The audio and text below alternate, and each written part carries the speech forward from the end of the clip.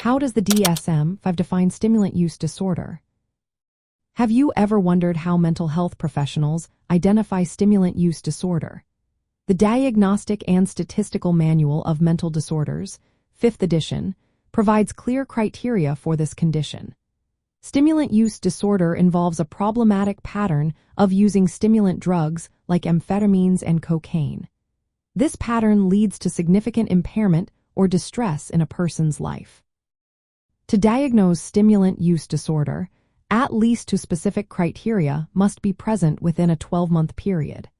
These criteria focus on behaviors and symptoms that show a compulsive pattern of stimulant use, even when negative consequences arise.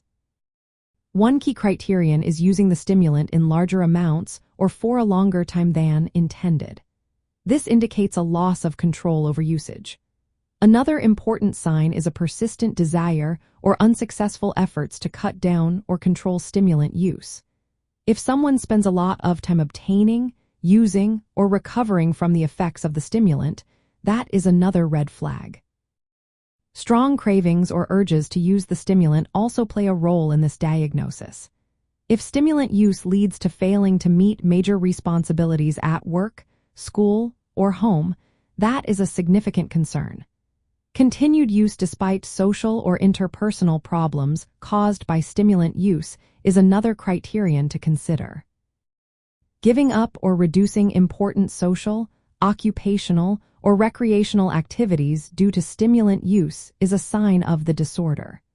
Recurrent use in physically hazardous situations, like driving while under the influence, also indicates a problem.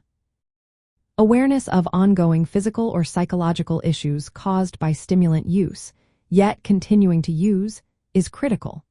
Tolerance is another factor, meaning a person needs more of the stimulant to achieve the same effect or experiences diminished effects with the same amount.